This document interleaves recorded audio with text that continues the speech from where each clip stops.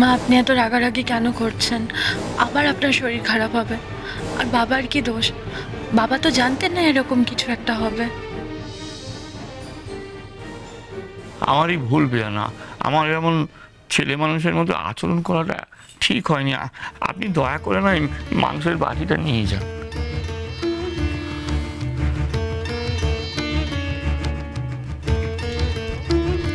এটা নিয়ে যাও কাকুলি, আর চিন্তা করো না, কাল বাবা মাংস খাবেন। নাও। তুমি আর বদ্দা শান্তিতে থাকবে না, আর কাউকে শান্তিতে থাকতেও দেবে না। তোমাদের জন্য যে মা বাবার জীবন অতিষ্ঠ হয়ে যাচ্ছে, এটা মেনে নিতে চাইছো না কেন গো? একদম ঠিক কথা বলেছো মেজো বৌদি। আজ বড়দার বড় বৌদির জন্য বাবা মার সাথে সাথে আমাদের দুর্গতিরও শেষ নেই।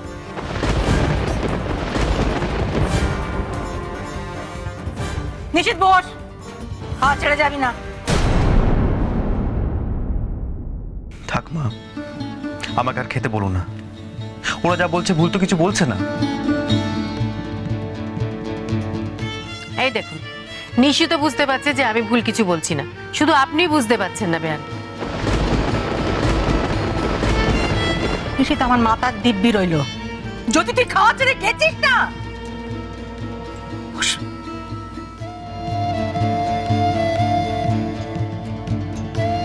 তুই কি ভেবেছিস তোর মা মরে গেছে? এই ভবানী কোনোদিন কোনো অন্যায্য কথা শোনেনি, আর ভবিষ্যতে শুনবেও না। কাকুলি রে, তুই কিন্তু আমাকে ডেকে এনে ভালো করিসনি মা।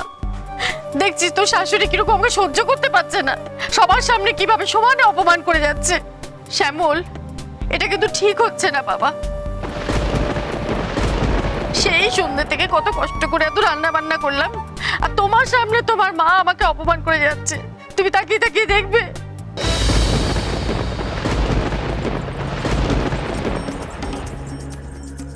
শ্যামল, তোর কাছ থেকে তোর শাওরি বিচার চাইছে।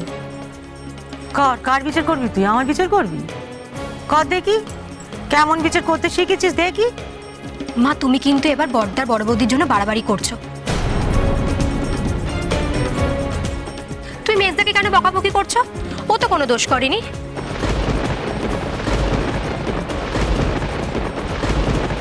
ঠিক কথা শোমা, কখনো না কারো ভালো করতে নেই, এভাবে কথা শুনতে হয়। মেজদা চুপ করে আছে বলি মা এসব করছে। তাছাড়া মা নিজে থেকে করছে না কেউ করাচ্ছে, সেটা তুমি কি করে জানছো বলো?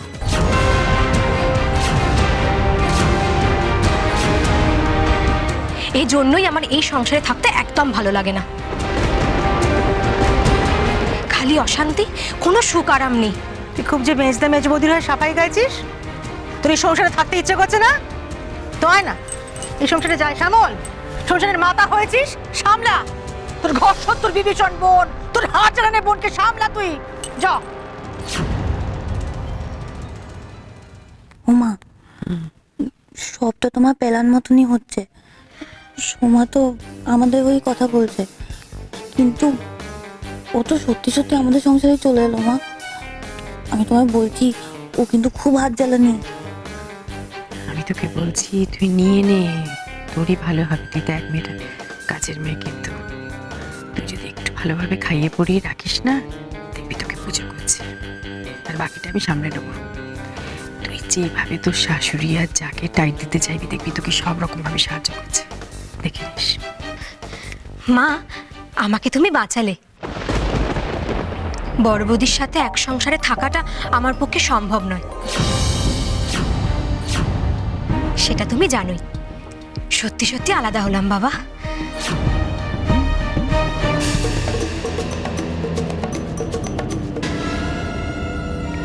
এবার তুমি দেখো, ছোটদাও এদিকে আসবে। বড়দা বড় বৌদির ঝোল টেনে ওদের দিকে থাকতে থাকতে একদিন তুমিও একা হয়ে যাবে।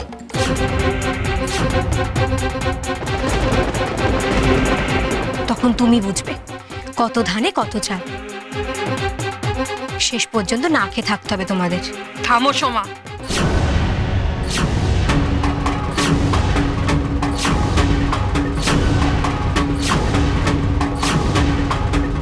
তুমি তোমার বড়দাকে সম্মান করো না, এটা আমি জানি। এখন তো দেখছি মা বাবাকেও সম্মান করো না। তোমাকে আমি আগে বলেছি নিজেকে সামলাও, তুমি সামলাওনি। একের পর এক ক্ষতি করতে চেয়েছো তুমি। আমি চুপ করেছিলাম মা বাবার মুখের দিকে তাকিয়ে। তুমি আমার সামনে আমার স্বামীকে অপমান করবে সেটা আমি মেনে নেব না।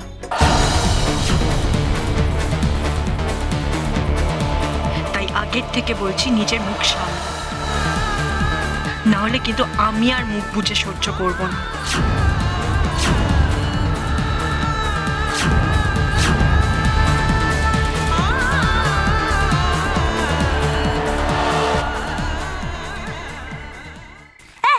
চলো ঘুমিয়ে পড়ি, মাও ঘুমিয়ে পড়েছে।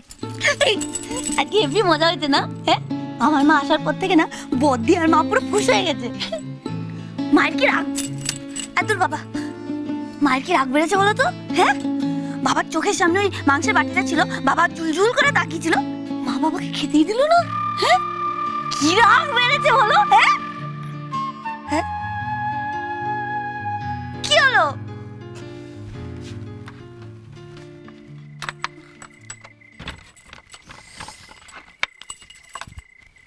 এই শোনো, না, তুমি বুঝতে পারছো না তোমার মা ইচ্ছে করে আমার মায়ের সাথে ঝগড়া করার চেষ্টা করছে? হ্যাঁ, তুমি কি এতটাই বোকা? বুঝতে পারছি তো, মা তো ইচ্ছে করেই করছে তোমার মাকে রাগানোর জন্য। সন্ধ্যাবেলা মা তোমার রান্নাঘরে কি বলেছিল মনে নেই? বলেছিল কোনো বেচারপনা দেখলে না বাড়ি থেকে বার করে দেবে। আমি তো তোমাকে সেটাই বললাম, কি সাংঘাতিক ব্যাপার বলো? হ্যাঁ, আমি বাড়ির কর্ত্রী, আমাদের কি নাকি বাড়ি থেকে বার করে দেবে? বাড়িটা মায়ের নামে, আর মা যদি চায় না তোমার বাড়ি থেকে বার করে আর কোনোদিন ঢুকতে দেবে না। কতই সহজ। হ্যাঁ, এত বড় বাড়ির ভাগ সবাই পাবে, আমরা পাবো না? কারণ মাকে আমরাই রাগাচ্ছি, আর মায়ের রাগটা কি চন্ডালের মধ্যে সেটা তুমি খুব ভালো করে জানো। আরে দূর, শুধু আমাদের কেন দাঁড়াবে বলো তো? হ্যাঁ, এখন সোমাও আমাদের দলে আছে, আস্তে আস্তে দেখবে দেবলা চলে এসছে। আর মা কতজনকে তাড়াবে? মায়ের কি লজ্জা শরম বলে কিছু নেই? বদ্দাবদ্দিকে নিয়ে একাই বাড়িতে থাকবে? তুমিও পারো শুধু। তুমি না ফালতু ফালতু ভয় পাও, জানো তো? মা যত চেঁচাবে তত মজা বাড়বে, দেখো না। মা চাইলে সবাইকেই বাড়িতে বার করে দিতে পারে। আমার তো ভয় করছে এইটা ভেবে, যদি এরকম কিছু হয় তাহলে সামাল দেবো কি করে? আচ্ছা ঘটলো ঘোষ মশাই, আমি তো ভয় পেয়ে গেছি। এভাবে কি করে সামাল দিই বলো দেখনি? ছেলেটা আমার ভেঙে পড়েছে। বাপ মাকে ভগবান মানে, এবার বাপ মাকে সবার সামনে অপমান হতে দেখলে শোকে দুঃখে না পাগল হয়ে যায় ছেলে আমার। আমি বলি কি, আমি একবার নিশিতের সঙ্গে কথা বলে আসি। কথা কইবে? কি কথা কইবে? আমিও তো কম অপরাধী না, আমার জন্যই তো এত কাণ্ড ঘটলো, নিশিতের কাছে অপরাধী হয়ে গেলাম। এমন কাণ্ড কেউ করে বলো দেখি? এই বুড়ো বয়সে কোথায় একটু সেদ্ধ টেদ্ধ খাবো, অল্প আড়ি হবো তা না, বাচ্চাদের মতো খাই খাই করে ফেললো। আমি খুব খারাপ ভাবলাম তো, নিজেকে না ধিক্কার দিতে ইচ্ছে করছে। নিজের বাবাকে ভালো মতন খাওয়াতে পারি না, বাড়িতে ভালো মন্দ রান্না হচ্ছে, আর বাবা কিভাবে এক তরকারি দিয়ে খাচ্ছে। এই লজ্জার থেকে কি কোনো রেহাই নেই? নিশি, তুমি শান্ত হও। এক কথা ভাবতে ভাবতে তুমি নিজের মনের জোর হারিয়ে ফেলবে। ফেলবো কি গো, হারিয়ে তো ফেলেছি,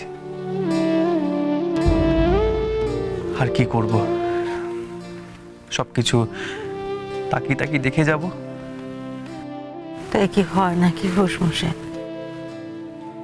বাপ মা হয় সব চেয়ে চেয়ে দেখবো, চোখের সামনে নিশিতের মনের জোর ভেঙে যাবে। আমি কিছুতেই হতে দিতে পারি না। দোকানটা খোলাতেই হবে ঘোষ মশাই। ঠিক বলেছো। হ্যাঁ, কাজ করি, ওই দেবলকে নিয়ে গিয়ে সোনাটা বেচে সেই টাকা দিয়ে বরং দোকানটা খোলার ব্যবস্থা করো। আর এই দেবলকে বলো যেন দেরি না করে। তাই করবো, আমি তাই করবো। কাল ভালো ভালো সবকিছু মিটে গেলে আমি বাড়িটা